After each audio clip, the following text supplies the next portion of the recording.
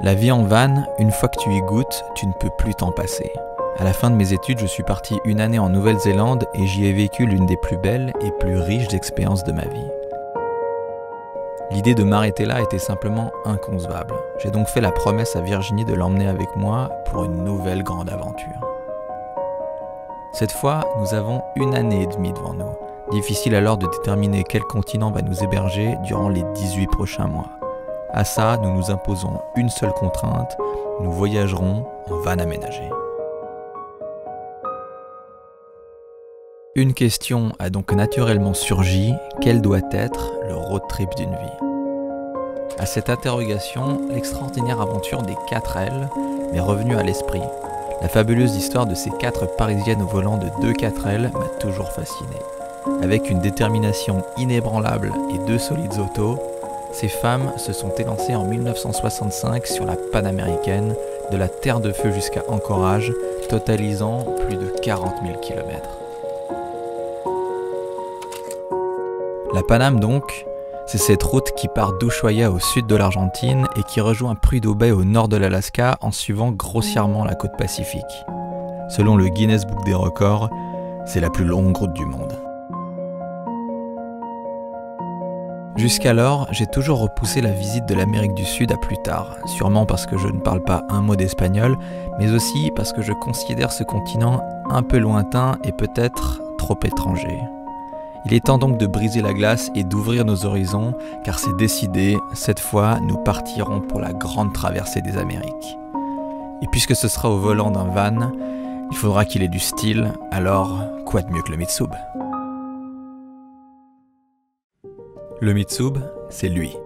Un fourgon Mitsubishi L300 4x4 de 1997, entièrement équipé et préparé pour l'aventure. Mais tout ça ne s'est pas fait tout seul, c'est pourquoi je vous explique en détail dans les épisodes 1 à 12 comment j'ai fait pour rénover et aménager ce qui sera notre maison durant les mois à venir. Si vous ne me connaissez pas, je m'appelle Seb, alias le pigeon voyageur. Actuellement, je traverse les Amériques en van afin de vivre ce qui sera probablement le plus beau road trip de ma vie. Alors, pourquoi ne pas vous abonner pour en savoir plus?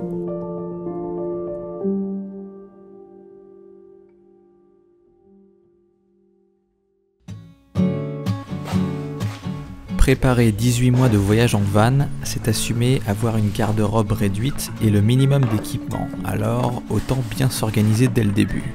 Tout doit avoir sa place.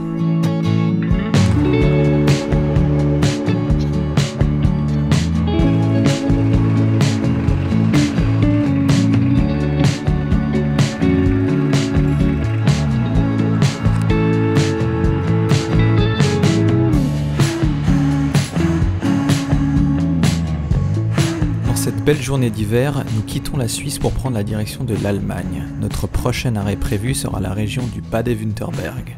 Les kilomètres sur l'autoroute s'enchaînent, notre chemin vers l'Amérique du Sud est enfin lancé.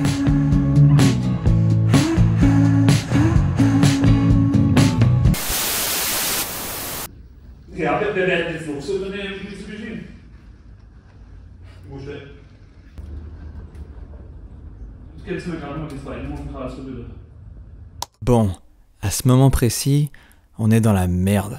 Mais pour bien comprendre, il faut revenir un petit peu en arrière. À la fin de l'épisode 8, je vous annonce avoir passé avec succès le contrôle technique après plusieurs tentatives. Voilà que je me représente 3 fois quand même, pour des défauts de carrosserie, pour des défauts de frein. À ce moment-là, je ne souhaitais pas rentrer dans les détails, mais une clarification s'impose. Parce que la puissance du freinage du Mitsub n'était pas équilibrée sur le train arrière, je me suis adressé à un mécanicien pour définir et réparer le défaut. Les garnitures et cylindres de tambour ont été changés, ainsi qu'une conduite de frein en entier. Les bacs d'étanchéité ont été remplacés et l'huile de pont vidangée. Une rénovation complète donc, qui m'a permis de passer le contrôle technique.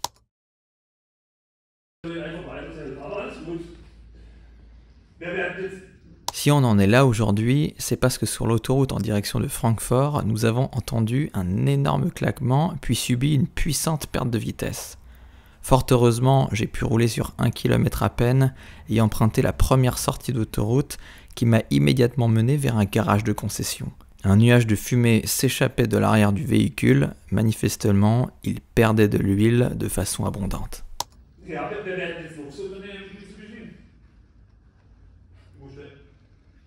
Si Virginie fait cette tête-là, c'est parce qu'actuellement, il est 17h30, le 19 décembre, et que nous sommes censés déposer le véhicule le 21 à 8h à Hambourg, soit à plus de 1000 km de là. C'est ça, tu vois, je me voyais dans un petit restaurant, une petite brasserie, à manger des saucisses, boire une grande bière. C'est notre premier jour, c'est génial, je suis trop content. Demain, on est à Hambourg, on chip le van. Que dalle. On est tranquille sur un parking d'un garage Volkswagen, en train d'attendre que notre sort se joue. On dirait que ça joue à coup de gros billets de 1000, mais ouais, on verra. On verra.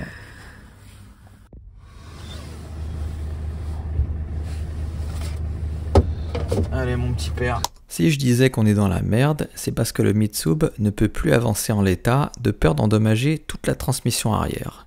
La nuit n'a donc pas été très facile. Mais si à ce moment je suis au volant d'un camion Ben, c'est parce que nous avons trouvé sur internet une boîte de location de véhicules de chantier en France voisine. Nous avons donc pris le taxi tôt ce matin afin d'arriver à l'ouverture pour récupérer le seul véhicule disponible avec une boule d'attelage. C'est parti. C'est pas vrai.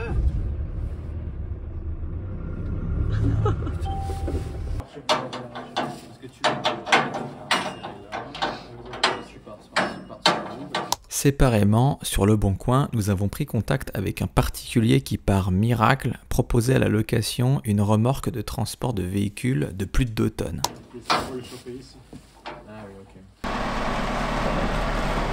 Si nous avons choisi ce combo, c'est parce que toutes les agences de dépannage alentours nous proposaient d'emmener le Mitsub à Hambourg pour pas moins de 2800 €, ce qui pour nous était évidemment inconcevable.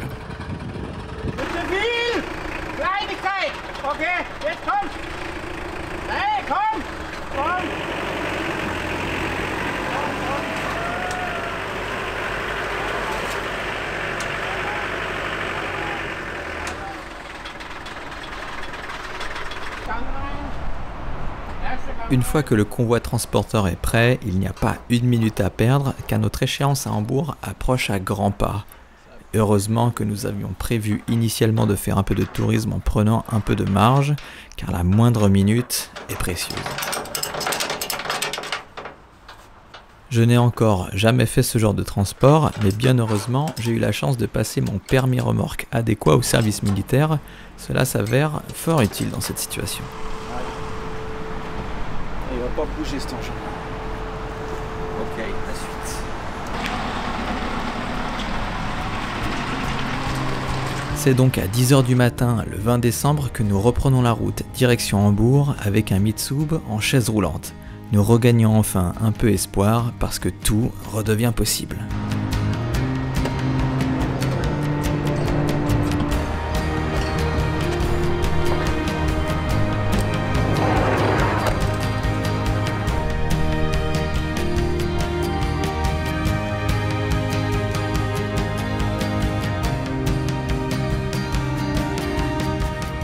Le lendemain matin, après une courte nuit à la proximité du port, nous descendons le Mitsub de sa remorque et commençons les démarches administratives pour l'envoi. Belle journée de merde. Certes, le véhicule est en panne, mais il peut quand même parcourir quelques dizaines de mètres qui suffisent à l'enfouir au fond d'un container maritime et lui souhaiter une belle traversée sur l'océan Atlantique, direction Montevideo en Uruguay, où nous l'attendrons dans un peu plus d'1 mois.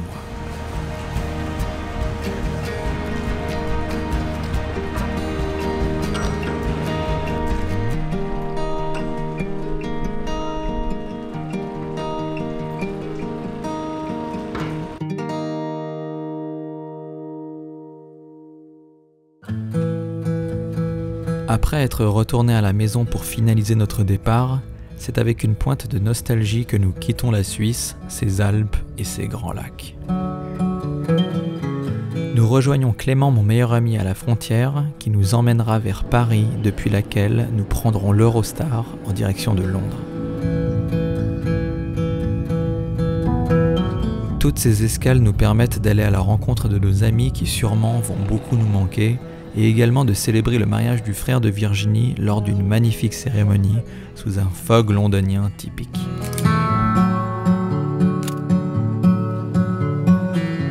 Finalement, depuis Heathrow, nous prendrons place dans l'avion qui nous fera traverser l'Atlantique. Première escale, Rio de Janeiro. A few minutes later.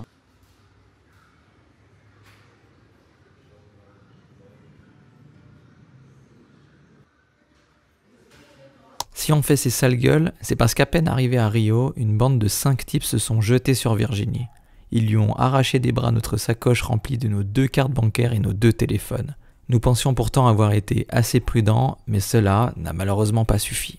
Alors à ce moment, nous sommes au poste de police d'Ipanema, histoire de bien commencer le voyage. Several days later.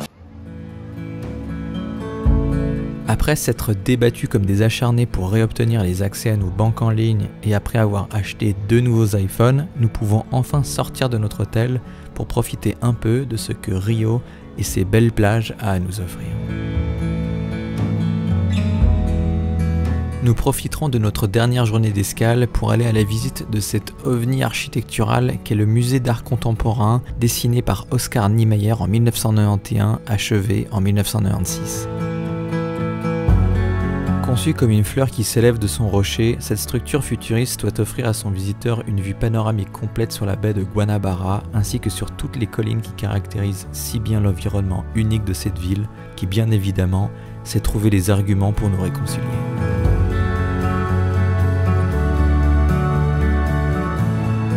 Notre arrivée à Buenos Aires en Argentine sera plus douce. Quittant la canicule brésilienne, nous profiterons ici d'un climat beaucoup plus agréable et d'une culture culinaire unique et surtout particulièrement appétissante.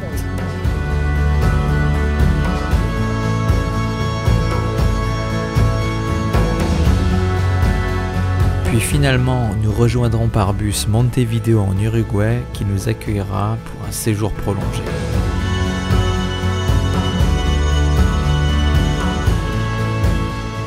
Ponctuée de promenades en bord de mer et de journées de montage vidéo, cette escale est parfaite pour attendre sagement que notre Mitsub arrive par la mer.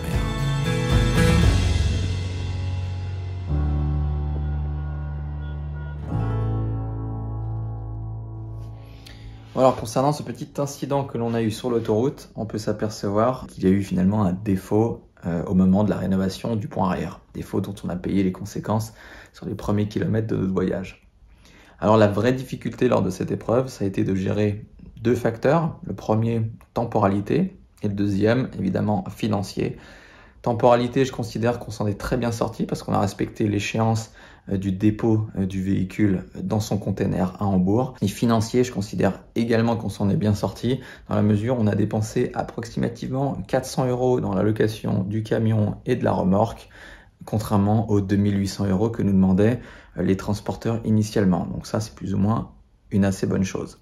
Donc aujourd'hui, on a un véhicule qui est en panne, qui va bientôt arriver à Montevideo. Donc il va falloir évidemment faire des réparations pour commencer définitivement notre voyage. Alors si ça vous intéresse d'en savoir plus, je vous donne évidemment rendez-vous dans les prochains épisodes qui vont détailler toutes ces étapes. Alors à la prochaine. Ciao.